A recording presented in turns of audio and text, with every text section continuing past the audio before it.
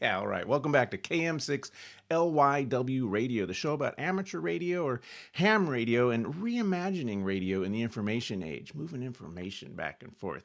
Hey, I know a lot of you have got solar powered radios and backup batteries, and you're completely off grid in that regard, but can you heat and cool your shack using that stuff? If you got a couple of batteries and solar panels, hey, I've got some heaters, I got some fans, I've actually got a window air conditioner here, some solar panels on the roof, and a couple of batteries in the closet. Let's see if we can heat and cool our shack using the solar panel batteries that we probably already have, this time on KM6 LYW Radio.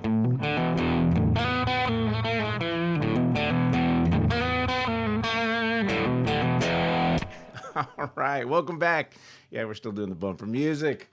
All right, I've got a watt meter here. Let's see how much these devices take off of our batteries and through our solar panels, and see how long we can run this stuff. Typical stuff you might have in the shack, but it's been getting cold lately in the winter here, and it's kind of cold in here in the morning. I've actually got some heaters that we can run on solar panels, and of course the full-blown AC. Let's see what happens. Okay, starting at the top, quite literally, this is where the solar panels are here on the roof. We've got 4 100-watt panels, but don't be fooled. They're not really 100 watts. Maybe if they were in outer space in summer or something, you could get 100 watts. But ideally, you can get between 60 and 80 out of these, depending on the time of year and cloud cover. When you place your panels, make sure they're not going to be shaded by things like your Diamond X200 or maybe your power periscope or cable lines.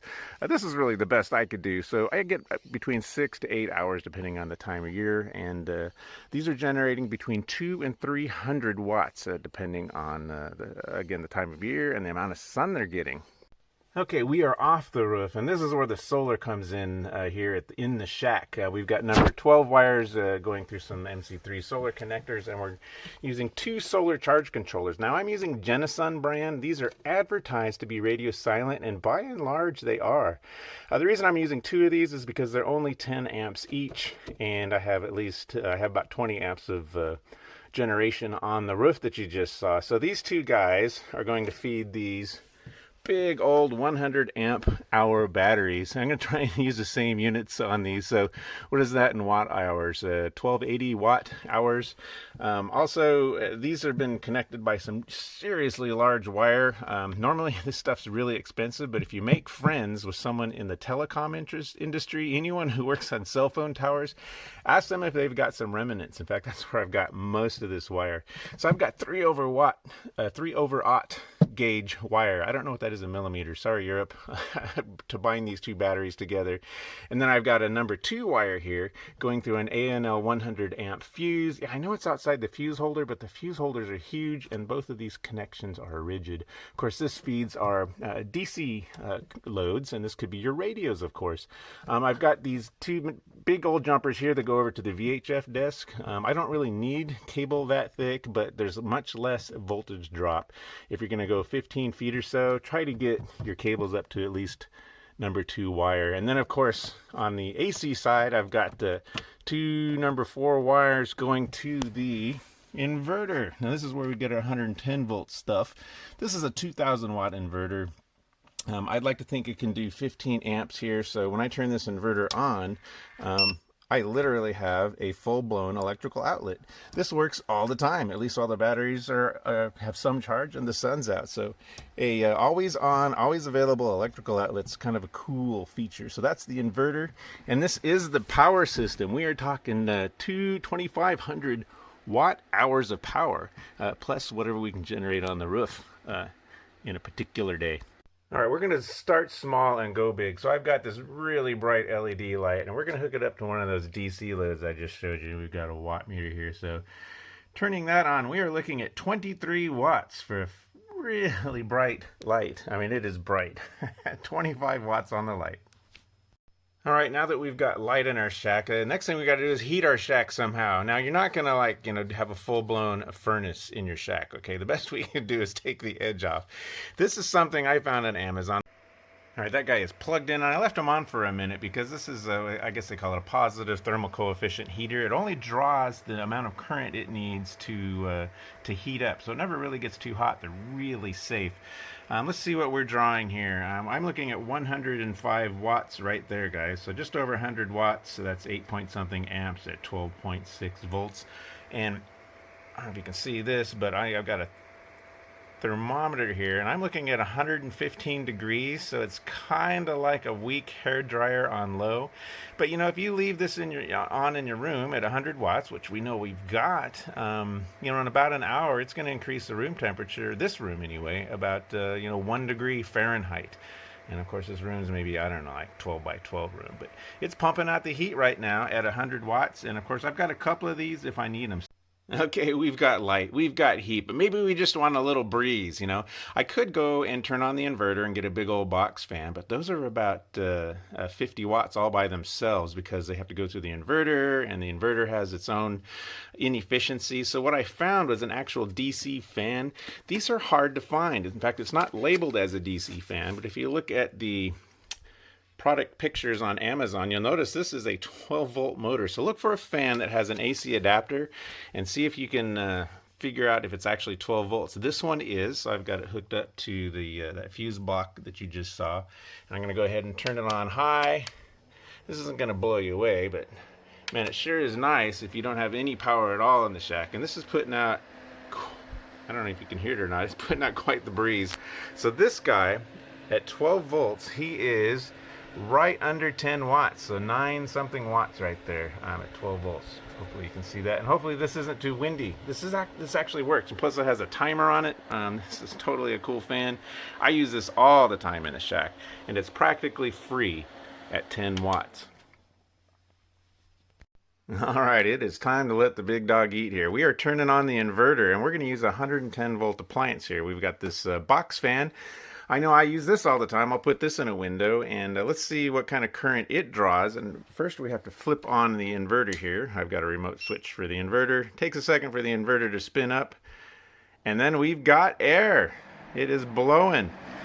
Now I don't know if you can see it, but we've got about 50 watts on high. It's 50 watts. Not bad. And remember, you're losing about 10% on inefficiencies in the inverter. I turned it on low. Surprisingly, on low, it doesn't save that much. You're down to 40 watts. So you only save 10 watts by putting it on low. Honestly, I'd leave it on high. So that is a box fan running on the inverter at 110 volts at 50 watts. Yeah, now the moment we've been waiting for. Can you really cool your shack using solar panel and batteries? We're going to find out. So I'm going to go ahead and flip the inverter on. It's going to take a second to spin up and wait till we get some voltage here. Inverter is on. It's 0 watts. Now remember, it is cold in here. I was having trouble getting this to spin up, so I'm just gonna click it on low power here. And yeah, it's loud. We've got 74 watts, actually 56 watts. Let me zoom that in. That's just the fan, you guys. All right, 56 watts. Let's see if I can get it to come on and start running the compressor, but it's on maximum cold. But it is so cold in here, you guys, I don't think I can get the compressor to actually kick in. Oh, we did. We got 280 watts. Oh my god, it's working. 280. It's coming up. I don't know how long it's going to stay on. Now normally this will come up to 450, and I've even seen it as high as 550, but we are at just under 300 watts right now, and I don't know if it's just because it's so cold in here or not, but 280 watts, that's a deal, you guys. But count on like 500 watts on average. I'm actually surprised that it's this low. I don't know, maybe it's just because it's cold in here. But there we are air conditioning the shack. Now of course we need to put this in a window. Turn that off. I know that's noisy. Put it in a window and seal it up the best you can. I use a lot of this foamy stuff. Even got some shiny stuff on the back. But you'll put this in a window and then box it in. Make sure it's all sealed. We got a little some squishy stuff over there to keep the old cold air in and the hot air out. So that was cool. We were under 300 watts just for the air conditioner. But again, I'm going to chalk this up as 500. I've seen it as low as at 450 typically, and it's actually peaked to 550 once or twice. So the air conditioner totally cooling this shack. All right, let's get back to brass tacks here. So this thing is about 15, 18 bucks. I bought a couple of them just so I could have 200 watts of heat in my shack. This DC fan, maybe 20 bucks. Again, I found it on Amazon. It's not really rated for DC, but I noticed it had a wall wart, and then it also said 12 volts on the motor in the picture. So yeah, big score on the fan. I'll put these down in the links. That air conditioner, the AC air conditioner, it's under $200. I think that was like an Amazon Basics thing, but they're all kind of OEM. They're all made by the same people. So under $200 for the air conditioner, and of course the drop lights a few bucks. You know, all together, you've got a totally solar powered shack with heating and cooling and light and a breeze, all those different things. And honestly, in California here, I use these a lot, not just in the shack, right? This is kind of like a third world country. It's hard to keep the power on here with the power demands here in California. So yeah, every now and then I'll put a box fan in the window overnight, or I'll put the air conditioner in this window here in the shack just to make it bearable. And it's free. You're actually saving money. You're not saving a lot of money because let's face it, that equipment's a lot. But if you have no power, any power is priceless. So this is the bottom line here. Now I'm lucky enough to have two of these lithium iron phosphate batteries, 100 amp hours each. So that's 200 amp hours total. But I'm going to do the rest of these units in watt hours. Watts is just volts times amps. And you use the nominal voltage of a battery, which is 12.8 volts times 100 amp hours. You get 1820. Something like that. Anyways, the two batteries combined with their inefficiencies, I'm going to say they have 2,500 watt hours. That's my total. That's my capacity. That means I could run a 2,500 watt device for 1 hour, or a 250 watt device for 10 hours. You see where I'm going with this. That's how the math here works. So starting at the top, the killer is 500 watt air conditioner, even though we actually saw it was under 300 when I first fired it up. So let's say it's 500 watts. That's going to give us 5 hours with those two batteries, and those two batteries will be flat. Okay. Another thing that I didn't measure here just recently with you guys was a gas furnace blower. Like when the power goes out, sure, we have propane gas for heat, but you need electricity to run the blower to recirculate it. So the gas furnace blower, at least if our 3-ton system here in this house is 400 watts, I can run that propane furnace for 6 hours. That's huge. That's continuously for 6 hours. And of course it doesn't run continuously. So I could probably squeeze a day or two out of that.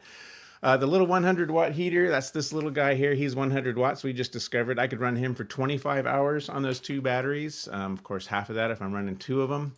If you've got a full-size refrigerator and you want to run an extension cord out to the fridge, do it. I would say our refrigerator burns about 80 watts on average. Sometimes it's like 20 watts, and other times it's like 300 watts. Honestly, I think it's the defroster that burns most of that power on that fridge.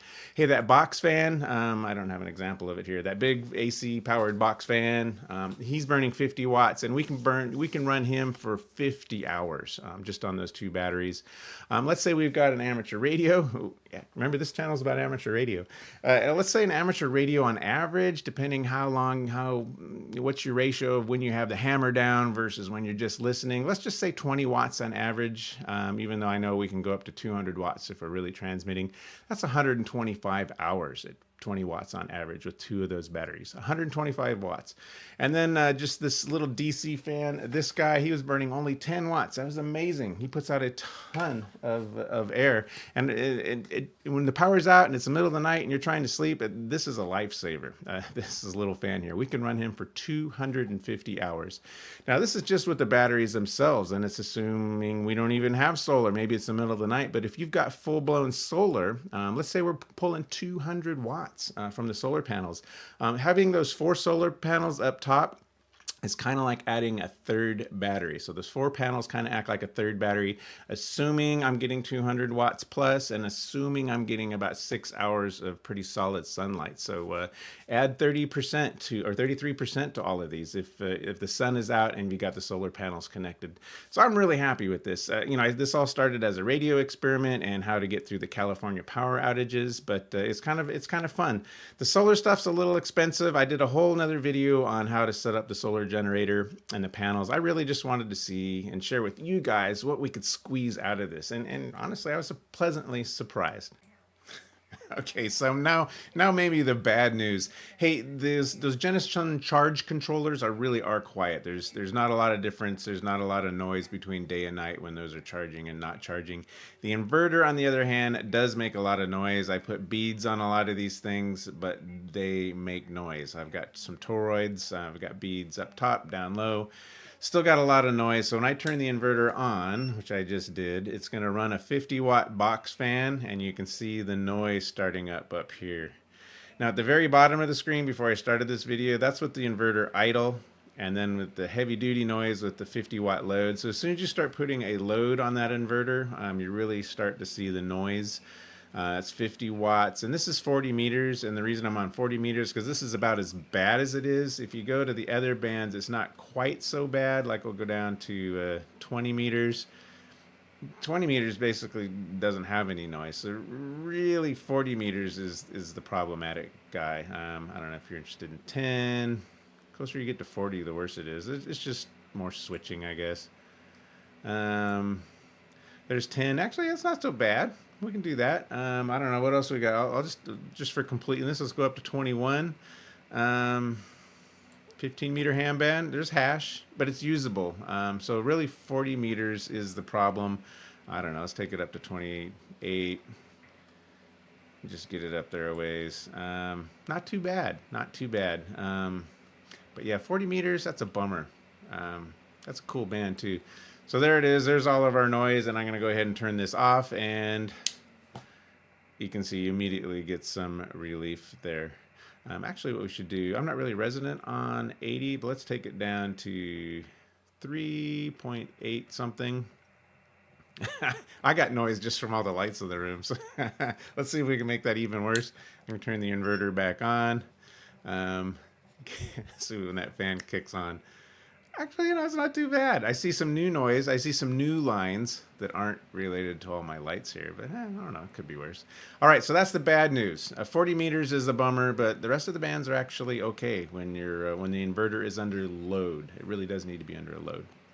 All right, let's keep you guys comfy in the shack, especially patrons of the channel. Patreon.com/KM6LYW. I really can't thank you enough. Anything counts here, guys. It pays for all of this stuff, this experimentation. I've destroyed quite a few radios and a countless number of Raspberry Pis trying to get a lot of this stuff to work. So patrons, every little bit counts. I really appreciate it. My way of giving back to you guys is to make the DigiPi SD card image available to patrons.